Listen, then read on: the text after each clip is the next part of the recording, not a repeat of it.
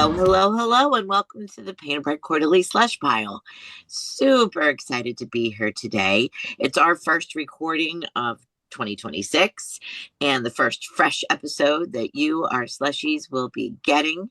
And we have a wonderfully full house ready to talk to you. So, or actually, we'll be talking to each other, but you're just listening, which is how we like it. So, so what we do is look at the poetry as it comes in, and sometimes decide, hey, that would make a good episode, and we have our editorial meeting right in front of you. So that big we starts with me since I have the mic. I'm Kathleen Volkmiller, and feels like it's been forever since we've done this. So I'm really excited to be here. And we have so many people. I think I will, though, bounce it to Marion, who happens to not be 6,000 miles away, but more like, I don't know, what is it, 600? Who 800? knows? Who Who can knows? say, what Who is can distance and time? It's a mystery. What is science? Hi, it's Marion. Happy New say? Year, slushies, and Happy New Year, my fellow peeps on the PBQ podcast. I am delighted to be in North Carolina, where I am in proximity to Lisa. Hello, Lisa. Hello, Marion. I am so happy to have you here in North Carolina along with me. What a delight. Yay. Instead of all the way across the ocean in the world in different time zones. So I'm so glad we're all here together and to bring in 2026 with a bang and all of these wonderful people, including Jason Schneiderman in New York City. I'm in New York City. Woo-hoo! Woo! It's still here. We're still making it through. Yeah, Happy New Year. It's been great. I was subject to misinformation. I had been told that the ball would drop twice for New Year's, and that did not actually happen. It was misreported. What actually happened is the ball dropped once, and then it turned blue to celebrate the 250th anniversary of the signing of the Declaration of Independence. And since I was born on the 200th anniversary of the signing of the Declaration of Independence, you might know how old I am if you can do math. And I'll send it out of the country to Dagny in Canada. Oh, thank you, Jason. Yeah, I'm holding down my little tent peg here for the PBQ tent up here in Canada amid the snow and more freezing rain coming. So, Oh, Yeah. so with that, Oh. Samantha, tell us you've got better weather.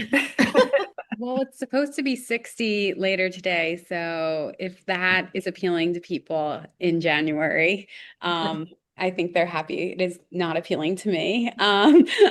But I am here in Washington, D.C., in the Cleveland Park Library. If you've been to D.C., it's not far from the zoo. Um, and I am also really excited to be here with everyone to start the new year with some poetry. And I'm going to toss it to Toby. Hi everyone. I'm Toby. I'm here in New Haven via Brooklyn, via a lot of places. But yeah, I was driving yesterday and I was like, oh, it's raining. And then I got out of the car and I was like, oh, it's ice. So I feel like not knowing what just fell on you is maybe a way I want to think about poetry today. I'm sorry, I laughed so loud I barked, Toby. That is like a deep philosophical truth, not knowing what is falling oh I my think that's like my new code for 2026. 2026. I don't know what's falling on me. falling on me. God. Let that go. That's a good way to look at a bad day. At least nothing fell on me, right? I let's say hi to Lily. We'll bring it back to Philly and say hi to Lily. Hi, Lily. Glad you're still with us. Of course, of course. It's always a great time. Yeah, well, we're glad to have you. So we're going to discuss a few poems from Cal Freeman. And the weather, how could the weather possibly be interesting? But it's kind of funny because I just read that in Juneau, Alaska, they have 40 feet of snow and they are now going to get rain. Wait, wait, 40 40 feet. feet. 40 Feet. 40 feet. feet. How did And I miss that? they are trying to What? Dispose of Isn't it it like as fast as they isn't it can like a because four-story building? Isn't it like a floor? Yes, I think that's yes. what I said. Oh God, am I going to be really embarrassed in attention? I swear to God, I heard feet. Honey. Anyway, this is the point. They can't get. There's no place to put the snow because they are Yeah. like trying to push it into water, but the water's frozen. They're trying to get rid of the snow because it's going to rain. So Oh, it's like complete chaos in Juneau, Wow. Alaska. And the reason why this is related to Cal Freeman's poems is they're about things in Maine and glaciers and mist and fog and all these weather related things. So it all did make sense for me to talk about it. and we've learned Which is something. unusual. 40 feet of snow. Well, Yeah. just Jason's like, that's a 4-story building. So now Yeah, I guess I got it wrong. Now, no, I think it may be AI generated news, and then here's the workaround there. If it is 40 feet of snow, that is how we're going to cool all the data centers, right? Melt that shit down. Well, I know when my dad was a child, he grew up in Winnipeg and he remembers sledding out of second story windows, bedroom No windows. shit. No Yeah. shit. So, I mean, yeah, we can get a lot of snow, but 40 would be that much more. Yeah. It's Wow. probably inches. It was the Weather Channel. I I don't know what to see. say. Do you guys I'll still remember? believe the Weather Channel. I think they're still And I fact love that checked. Kathy led with, when could the weather ever be interesting, right? Like talked about, and now we're like mesmerized. I love it. Love it. Do you guys remember a couple years ago in Boston when they had all the snow and they scraped it away and they also did not have anywhere to put the snow. So they put it in this giant pile by the harbor. And when it melted, it was like July. And there were all kinds of things in the pile, like In the shopping snow. carts Oh, and wow. yeah, That's it was awesome. disgusting. Wow. Well, talk about a slush pile, huh? Well, Wow. Again. Nice. For the win. We did get to the Nice. slush pile. KDM, you're on fire. oh, I need to stop talking. Somebody needs to read a poem. Stop. Someone needs to read the poem. I gotta Marion I volunteer can barely someone. say the title anymore, but who would like to read Glacial Erratics by Cal Freeman? Thank you, Cal Freeman, for putting up with our shenanigans. Now we're going to read your poem. I think Jason is. Oh, okay. Thanks. Well, oh, yes, I have been voluntold. You've I'm been excited. I'm looking forward to this. Thank you. Okay. All right. Here we go. Glacial Erratics. I'm walking the rocks of mid-coast Maine and thinking about leaving. Haze rolling in off Penobscot Bay, nearly enveloping, but I can see my hands, swollen, red, silver ring in folds of skin. It's been 5 days of lobster, haddock, and overwrought craft beer. Sarah's in a nimbus on a bluff. I can't see her. These tidal patterns strand sponges and shellac seaweed to the stones. The tide's waning now, an hour past its peak. We arrived 5 days ago in a Tecnam T2012 in a 2-prop puddle hopper. You get in the way you get out. I'm scared Cape Air will strand us in this fog. I don't want another day. You get in the way you get out, unless you don't. An alabaster boulder rests at the foot of the bluff, a glacial erratic only special because of its geographical and visual context. Glacial errata, I thought I heard our tourist captain say, though Sarah corrected me. A glacial's erratic when the ice deposits stone of another realm to punctuate a scene in a distant future epoch. Sarah perched on a gunwale with a lighthouse at her back, the centenarian Cape Cod schooner they call the Olad, meandering Penobscot Bay on a quiet afternoon in summer, and how I loved the way those seals on the Nautilus Island rock appeared to sweat. She said the song for our 3rd decade should be Me and You on the Rock. Their bellies gold as Riesling in the sun. Their kind of torpor rests on the precipice of bathos and delight. Their porcine bodies, commas, long pauses between dips. At intervals, they swim like dogs. Like dogs, they also growl, yet they dive with a gymnast grace into the depths. Great Wonderful reading. reading. Great slushes. Yeah. You can't I see don't know everybody's how to like say that snapping up airplane. on. Technum T 2012, Technum T 2012. I don't know. Yeah. I Sounded apologize, very aviation technical. slushies who are going to write in to correct me. Hey, listen, I like Sarah as a nimbus on a Mm, bluff, right? Like, what an image. What an yeah. image, Sonically beautiful too. Nimbus on a bluff. I love right? that. Love that sound. Yeah, yeah.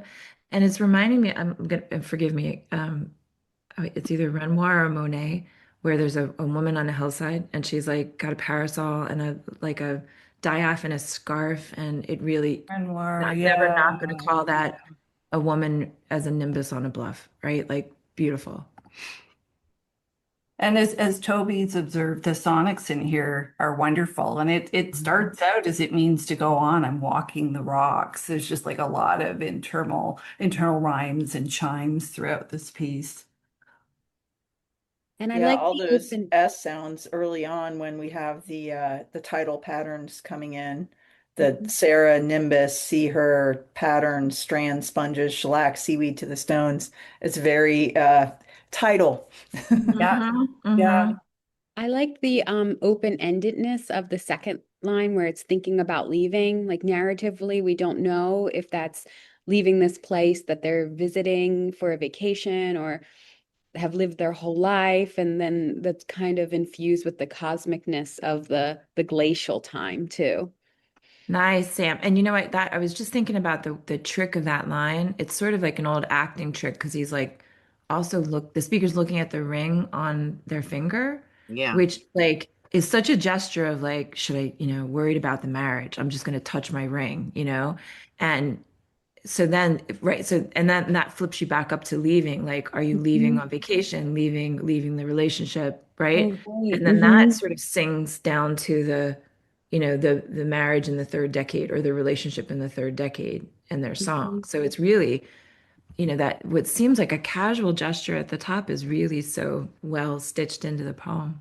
Yeah, Yeah. they're very subtle moments, but you've got the thinking about leaving and the I don't want another day. You Hmm. get Sarah correcting the speaker, which, Yeah. in marriage is like, okay. And you get the seals and the reflection on their kind of torpor, because of course we know in a marriage there are other kinds of torpor. It's Hmm. just beautifully done. Yeah. And the first time Sarah's referenced, they say, I can't see her, Hmm.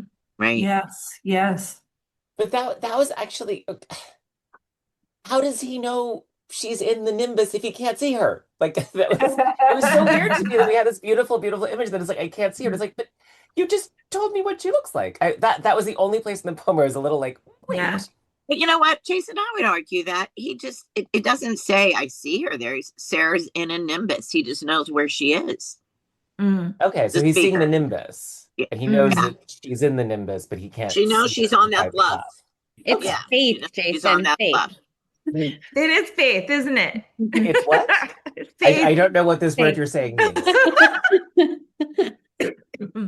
And the changeable weather. Right. I love the arc of change in this. The weather, the precise attention to weather, and then we have the epochal time, I guess you would say, like with the glaciers, um, that definition of the glacial erratic, a glacial erratics when the ice deposits stone of another realm to punctuate a scene in a distant future epoch. That's so interesting the way it's, you know, prefigured and then will also outlast us. And you wonder where the marriage falls in that metaphor. Mm. Oh, I like that, Lisa.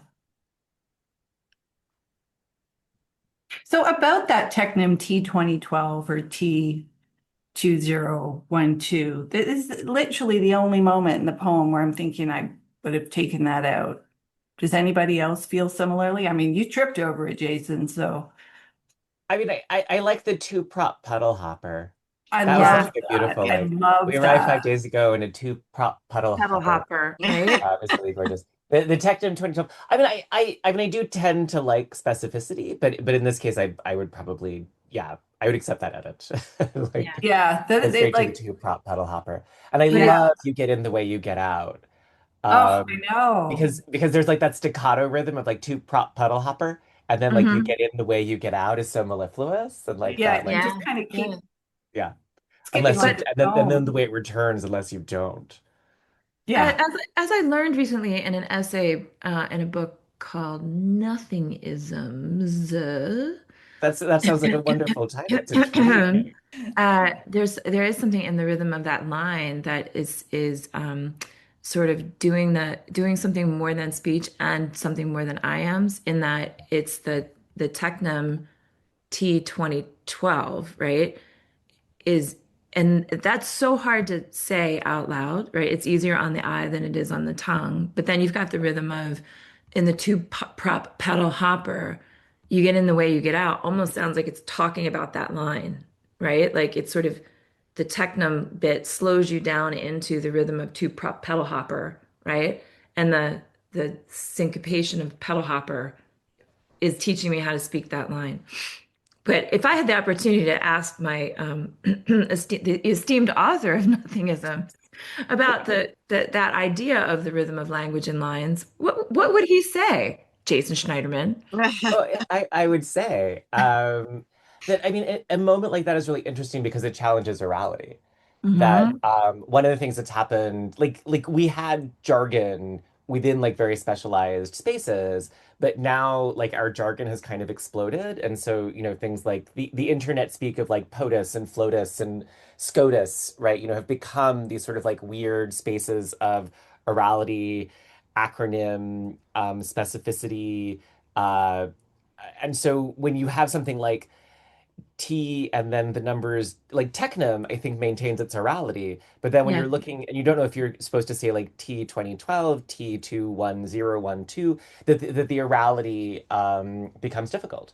That Mhm. it sort of it announces an insiderness Mhm. that may not be inclusive to the person reading. And so it has like a kind of interruption of that sense of how the sound of the rhythm or the rhythm of the sound is working. Yeah. I would never ever contradict Jason Schneiderman, who explains things to my brother David so very well. However, I was gonna argue that normally I'm the one that would totally clock out on something like that, but I think it kind of grounds two prop pedal hopper. Mm. Two prop pedal hopper could be silly, could be Susie, right? Mhm. But we have all those numbers too. 5 days, two 2012, two prop. Like it kind of it's okay for me. I like it kind of makes a seriousness to the two prop pedal hopper. Did you say Like Susie? You gravitas. said Susie, like Dr. Susie. Susie? Yeah. God, I love your brains. Well, Good. on that note, may I please speak directly to Cal Freeman for a Mm, moment? Do you guys mind? No, Cal is sure. I, listening. I will let I will like to let them know that I plan to use overwrought craft beer Oh at yeah. every opportunity. I mean, you go to the craft beer, and they have jalapeno lime ginger double dry hopped, right? Real? Did you make that up or is that real? That is real, Jason Oh Schneiderman. my That is an God. overwrought craft beer. It's an overall craft beer. And That's an it's an overall craft beer. IPA, right? It's got to be an IPA. It's a A kitchen double sink IPA. I IPA. will use Yeah. it at every opportunity, Cal. Can I call you Cal? He says And yes. I will give you credit every time. I like that moment too, because I think when I read that, I'm like expecting the poem to be somewhat celebratory of like this remote location and like lobster and haddock sounds great, but Sure. then you kind of have to like stop yourself at the overwrought beer, like, oh, we're not enjoying this vacation the same Yeah. way. Um, and yeah, and I think if I like attempt a really ambitious reading, you could even try to think of that anti-oral moment of the T 2012 as like a moment where regular communication kind of comes up against something difficult. And this the marriage at the center of the poem kind of also has that oral difficulty where the speaker hears errata and the wife says actually it's erratic. And there's a way that sounds closeness is creating pleasure in the poems, but also it's like really it's creating confusion, it's creating miscommunications too, and I think that's interesting. And tension. Yeah. Yeah. Good And point, Toby, Toby. I think you've talked me into it. Yeah, okay, let's keep the technim. so Toby, you just made me hear something too that and perhaps Slushies, you're definitely going to need to look at this poem because errata, Errata, and erratic plays with the listener's ear because it sounds like erotic, right? Like there's a little errata, right, in this that sort of folds into the marriage too, right? So like there's a I don't know, it's wonderful like potential meaning there. And we also have the sonics of Sarah and Arata. Like Yeah. those are also conjoined too. Yeah. Like is she the error here? Hmm. Yikes. Yikes. I love the ending. Yeah. That Hmm. that image of the seals and the sound work and the rhythm and the gymnast grace into the depths, like and the way in which, this kind of emotionally calibrated vacation that's lasted too long, that, our fun has turned into supposed fun. Um, yeah, no, I thought the ending of the poem like just knocks it out of the park or sticks the gymnast's landing or whatever Yeah, image you that want for. like dogs. Yeah. It's Yeah. used two different ways. Oh my goodness. Yeah. Like dogs, they growl. They also growl. Yeah, Yeah. beautiful. I will say, I had thought that when they entered their third decade, that was them being in their 30s. And I was like, they're a little young to feel this grumpy. And then you were like, oh, no, they're in their third Start decade to get of married. marriage. I was like, oh, Right. I get it. Okay. All right. Yes, absolutely. Yes. Yeah. Yes. I also like glacial errata in the idea of a longer marriage too, the whole notion of slow errors Right. or a slow unfolding of errors. I mean, the more you look at the details of this poem, the more it rewards. It's just, Yeah. yeah. And that's one of our benchmarks too, isn't it? KVM's classic benchmark is does the poem reward further reading? Does it become richer as you go Absolutely. back to it? Yeah. Hmm. Hmm. Should we thumbs it? I think we're Is it ready. time for Sounds like thumb? it. The time has Okay. come. The time All has right. come.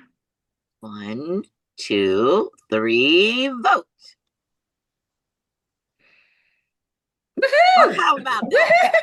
Unanimous, Woohoo! yes. All right. Excellent. That's Off to a unanimous. strong start. All Indeed, right. indeed. Delightful. Okay, I would like a real volunteer this time for a white bird. Wait, Although did we actually say that it got Oh in my God. unanimously, or did we just all cheer for it? I don't think We we We did. actually. It is it unanimously is in. okay, And that was in a Slushies unanimously unanimously just, in. also. I think we all Right. cheered and assumed you would get it. And I think we forgot to say it. Right. Right. Imagine um, cheering for the opposite. Details. Okay, sorry. Get it in the minutes. Get it in the minutes. Get it in the minutes. Yes. listen, I just said I wanted somebody to volunteer themselves, but then I saw the title, and so it has to be Marion. Oh, white bird. Of course. Marion Wren to the rescue, right? Here I Right. am. One bird to That's another. All right. So slush is what you can't see is I still can't, Zoom challenges my readers. I just want to say that. And when I say readers, I mean my old lady glasses. So um, everybody on the call gets to look up my nose as I read this. Ready? A white bird. A rustic cottage on a kettle lake, shells of zebra mussels on the boat lift, a couple loons, a lone white bird adrift on combers in a pontoon boat's slow wake. Their time is short. They get what they can take. He reads a short story she wrote to sift for common nouns and proper nouns to lift for a poem. He settles on the drake and hen that dove their lithe bodies below and resurfaced 100 yards away. Such secret lives of love, such dull regret. In the story, she says he cannot know what kind of bird they saw floating that day, as he insists it was the rare egret. Lovely. Nice. Thank you. 3, 4, 5, 6. Beautiful. Is that a sonnet? 1, 2, 3. It's a It's a sonnet. It is a sonnet sonnet. Yes. Yeah, indeed. Oh. with the rhyme scheme. Very It is a nice. classic Italian sonnet. A Petrarchan sonnet. Petrarchan. Exactly. Ooh. I'm starting with you, Jason Snyderman. I know. That's speaking your love language.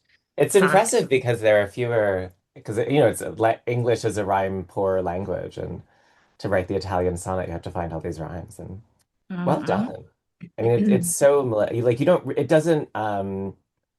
It hits them very lightly without being overpowering. Mhm. Yeah. Yeah. I was gonna say you see lift twice in the first stanza, but you don't notice it unless maybe you read it out loud. But yeah, Mm. lift is used as the rhyme, And the in the rhyme. earliest sonnets, in the very, very first sonnets, it was not rhymes, it was repeated words. Mhm. So Oh. possibly even a gesture towards that early history of the sonnet.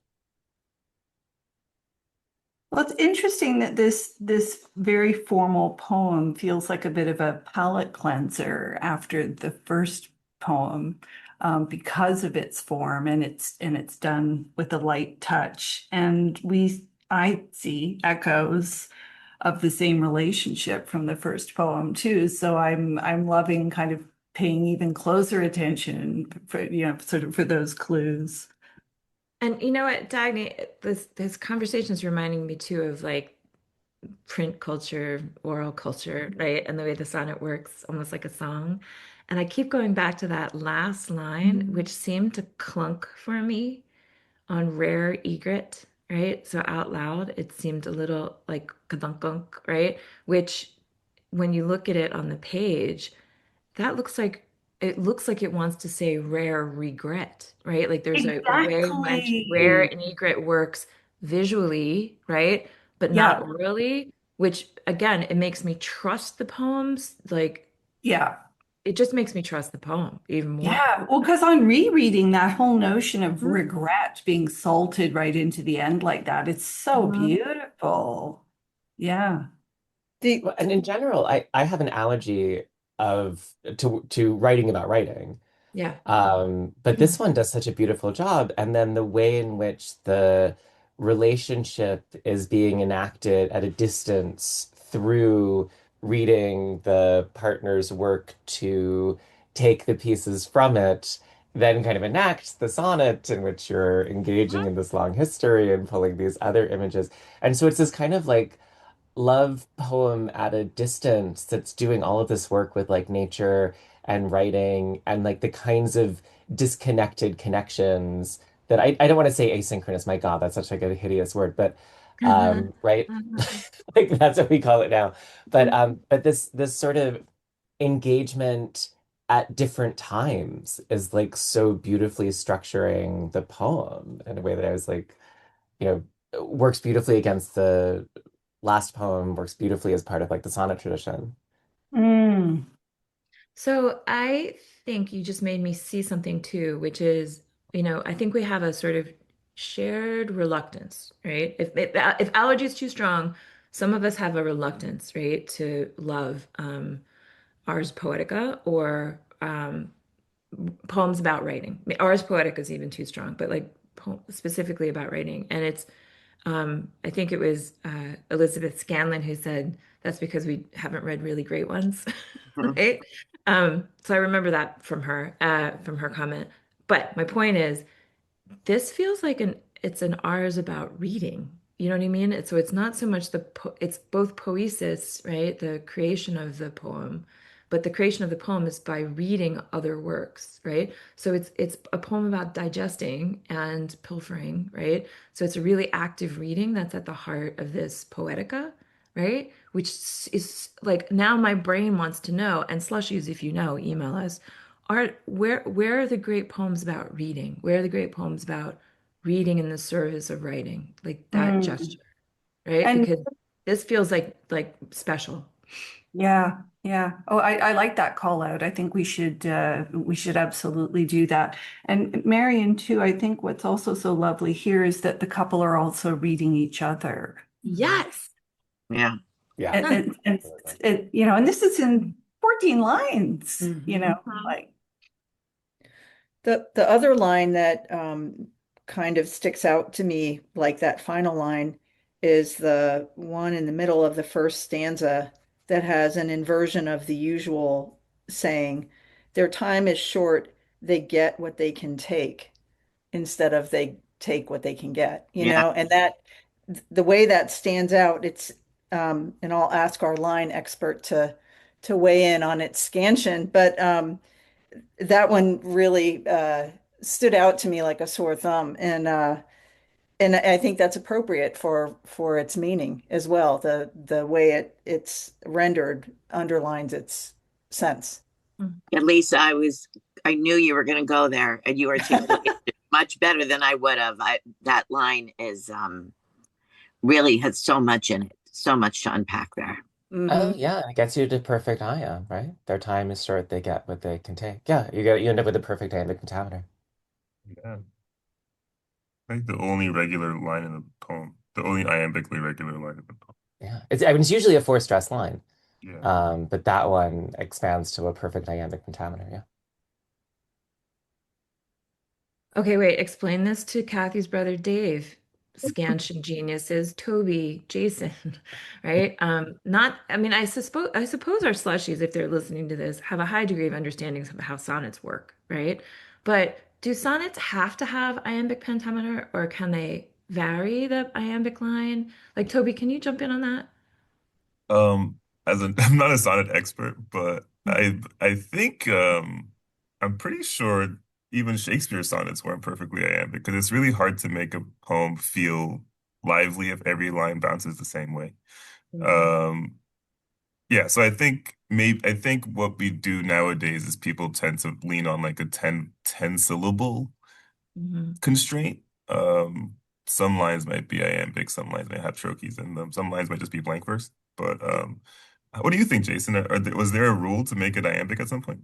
No, I mean it's a general convention in English poetry that the iambic pentameter is sort of like the natural way of speaking, and there are all these kinds of theories of it that it's the breath in and the breath out, and then each rhythm that your heart beats 5 times as the breath comes in and out. And I don't think any of this is very scientific. I think that this is all a little bit of a back formation because it seems impossible that English would have a rhythm which is natural to your breath and heartbeat, whereas other languages don't, right? Like we're the only one who got your heartbeat and your breath right. Right.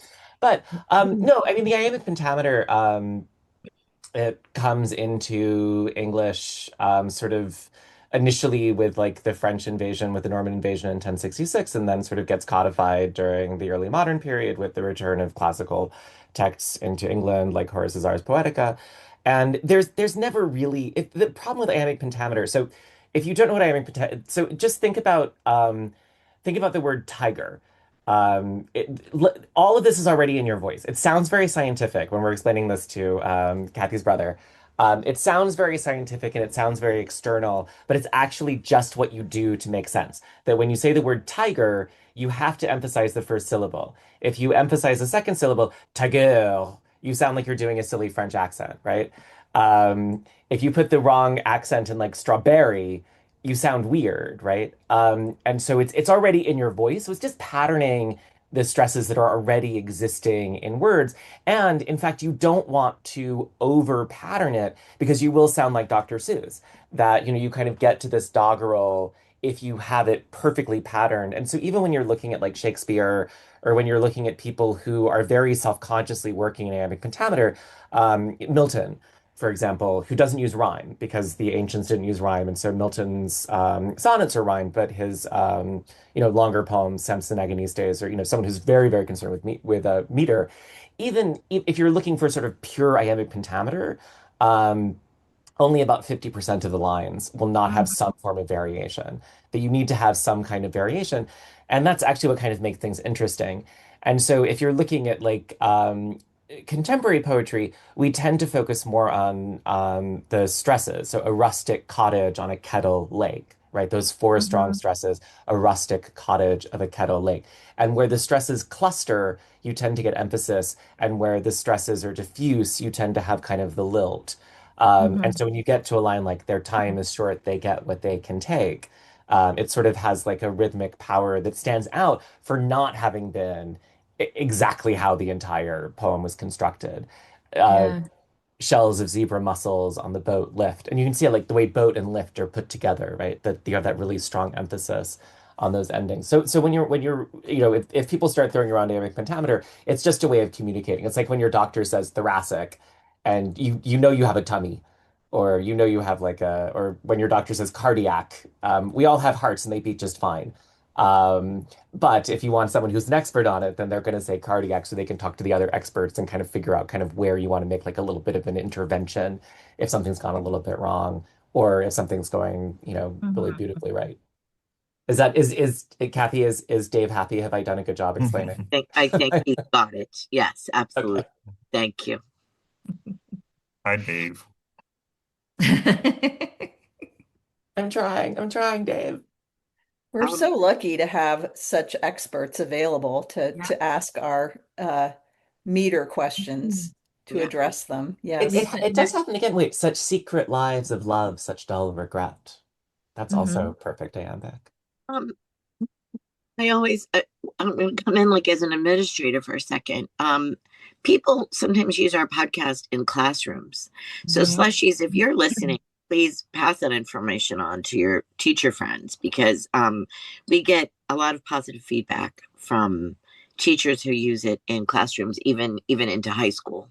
So, this wonderful stuff that we're teaching Dave, we might be teaching others and not even know. Hey, listen, Kath, I'm so glad you said that. I want to pass this on to all my writing groups, right? Because like there's a way that dang, like Toby and Jason just helped like dislodge a belief that I had that the sonnet was somehow imperfect unless it was iambic.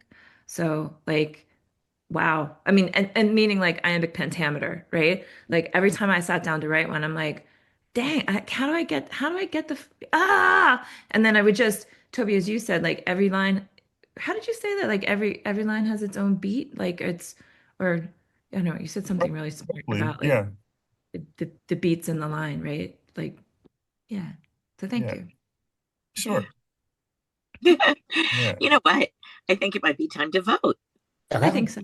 let's do I it. think I'm feeling it. Yeah. The You ready? thumbs are out. the thumbs are Thumbs out. I'm up. not looking. It's always dramatic. Ready? One, two, three. Vote. Surprise, surprise, surprise. Woohoo! It's Woohoo! unanimously in. Woohoo! Yes, again, Cal All Freeman. right, Nice. Cal. Go Two for Yeah. two Cal. and Congratulations, unanimous. Cal. I remember what Crushing Toby it. said.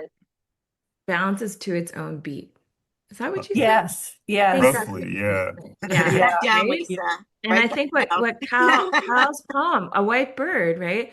So listen, I know we're done voting, but I keep thinking of the John Berger essay called White Bird, by the way, which this poem has nothing to do with, but it's such a like finely tuned, finely crafted essay. I highly recommend it. We'll put it in the notes. But Mhm. like thinking of a sonnet as both like constrained by the requirements of the form, but then you have that space for inspiration for the balance in the line. Like you, this was my sonnet lesson for the day. So thank you. Nice. But Marion on was bum, listening. but on Yeah. bum, right? Yeah. Well, would like to thank Cal Freeman. Thank Would you, like Cal Freeman. and thank you so much for everybody being here. And does anybody have anything else they want to say? Anything else? I'm wondering if people can say if they had any especially Mm. outstanding books that they read over the break, since this is our first return back to 2026. If anyone's got something hot off the presses or that they loved, I'd love to hear it. Hmm. Well, interestingly, Dagny knows this the best. we had a poem in which the author references oh yeah, we can talk about that too. In which the poem references a novel that was written in the later 50s by Helene Bissett. And it turns out we all together collectively during a PBQ meeting went on a deep dive into this person, and apparently this French novelist was not that huge in her time, and like almost like a reluctant writer in a way. And her books are having this huge resurgence, and such a resurgence that we got out of the meeting, immediately went on my Libby app to try to get the book. And there was a wait of like 5 weeks, 8 weeks for a book written in the 50s, 60s. It was insane. So anyway, I read it, and it's a poem. It's absolutely gorgeous. It's called Lily is Crying by Harriet Bissett. And it's Helene Bissett. Helene, yeah. And it's absolutely gorgeous. I highly recommend it. You could read it in a day. Absolutely beautiful. Okay, two wait. important things, Slushies. You needed to have seen Lily's face, right? Because Lily is crying. And Lily goes like, what? What? Right? Lily's on mute, but she's Yeah. there she is, right? There And she then is. I don't mean to hog the mic, but I'm very late to the game, but I did also read Hamnet, and Yeah. I also borrowed that from the library and then had to buy it so that I can touch it and open up pages and randomly read passages from time to time. The movie was beautiful. I haven't read the novel, but the movie I thought was gorgeous. Oh, Jason. Oh, Jason. I saw the movie too. You know what? One more minute on the mic. My daughter and I wanted to read the book first, so we did, but then the movie was already like sort of on its way out of the theater, and the only time we could see it was at 9:30 a.m. on New Year's Eve. Oh, So we bought us some breakfast sandwiches, and we wrapped them up in foil. We stowed them in our bags, and we went in, and it was awesome. Awesome. Nobody was at the theater. There were 5 people in our room, and it was just a wonderful way to start New Year's Eve day. Oh, what a peak experience. Yeah, that's an ideal movie We all watch. dig that. Yeah. I was actually having this Toby? weird experience watching Hamnet because I was like, I might, because there's a lot of references about Twelfth Night as well as to Hamlet, but there's like one scene where the rain is falling on the puddle, and in 135, there's a line, "The sea all water, yet receiveth rain still," and I was like, this is probably not a reference to 135, but it was like, I guess if you at a certain point, like if you know too much Shakespeare, just everything hits. Everything's a reference to something somewhere. There's like he's written about it at some point. We'll have to It's talk, amazing. Jason, so that we don't spoil it for others. We'll have to talk off mic. Well, But I yeah. was gonna say I read Aqua Eke Emezi, and I hope I'm saying that correctly, her novel Little Rot, and I could not put it down, and it was a romp. I was like, Oh, okay. like a romp. Like this was like you think it's going to be this sort of like, breakup novel, and then suddenly, um, whew, people do a lot of drugs and have a lot of sex, and there's a lot of Jason, violence. since There's there's a so much drugs and sex, can you repeat the title and the author, please, so we make Yeah. sure we get that one? Sure, it's Little Rot, by I think I'm saying this name correctly, Akwa Eke Emezi. She's I think Nigerian British, or they are Nigerian British. I also just finished Flesh, which won the Booker this year, which I really loved. It's really interesting because I heard some critics discussing it on a podcast, some British critics, and they were a little up in arms about like, is it a story collection or is it a novel? But I felt like it was a novel because it's sustained. I think, these lines of demarcation are blurry anyway. But there's a lot of ventilation in it, like between the chapters, but we go from kind of cradle to grave in a way. So I totally recommend it. It's very mannish. There's, there you get some boob descriptions early on, that kind of thing. But if you can get through those, then, the rest of the novel is really quite good. And I think it's fitting to the character. Like when I kind of am being facetious about the boobs, I think this character would think like that. So I totally Mhm. recommend it. Nice. And it's called Flush. Hmm. Very good. Well, to add to the romp pile, I read When We Lost Our Heads by Heather O'Neill, who's a Canadian author. That was from 2022, which is remarkably recent for me because I'm always behind the curve. Mhm. It looks at friendship between two girls who become women, and they're modeled on Marie Antoinette and the Marquis de Sade. Oh my Um, Lord. but it's set in Montreal with this like Love sugar empire. And anyway, it's quite bawdy at points, and it's just beautifully done. So I would throw Okay. that in the pile. So then here's my recommendation, Slushies and my fellow podcast people. Um, Kathy has been sexting me excerpts from Lily is Crying, right? The book that she mentioned. And wow, it's great. You get these like excerpts in your phone and it's really hot. So we should sext each other with excerpts from the books that we're reading. Promise? Yes, yes. 2026, Okay. literary text sexting. Yo, I was Can make not a group expecting chat. that. Honest to God, though, Kathy will like take the tiniest little clip and she's like, "Oh my gosh, read this out loud." Right? And I'm like reading it out loud. I'm like, "Oh, my goodness gracious. How is that possible that a book of fiction can do that to a person?" Saying it.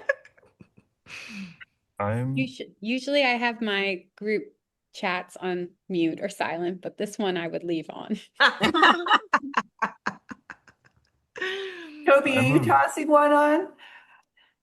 romp wise, I'm a very delayed novel reader. So I read Intermezzo, Sally Rooney's book this break, which I thought was a good book. It's a great story. There's actually like some interesting stylistic markers in it, but people have really strong opinions about Sally Rooney. So whenever I brought up that I was reading Sally Rooney, people were like, "Do you like it? Do you like Sally Rooney?" And I was like, I like she's a novelist. Like I mean, I feel like she just writes books. Like what's going on here? So people, yeah, I guess maybe I guess something about her public life has made her this firebrand, which I think is hilarious. And I think her politics are amazing these days. Oh Um, yeah. I read regarding books that deal with reading in different ways. I'm sure I'm late to this, but I read Catherine Barnett's Mm. Solutions to the Problems of Bodies in Space. And she's an incredible weaver of reading, the experience of reading into the experience of like life's textures, and just her thinking is incredibly deft with how she references reading in her poems. And I think just Amazing. in probably in her life in general. She's incredibly erudite.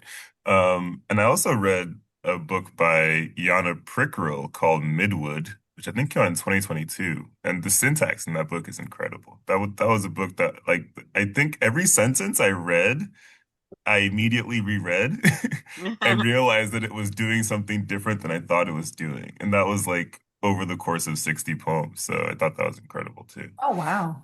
Um, to Yeah. speak to that Sally Rooney a bit, Toby, what you were saying, I find it fascinating. My students seem to voraciously read everything that she writes and hate her at the same time.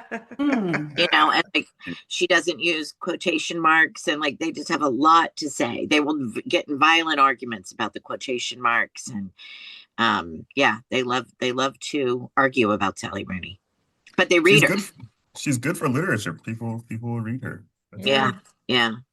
So I want to jump on the pile. I have three books, right? And one is the one that I mentioned earlier called Nothingisms.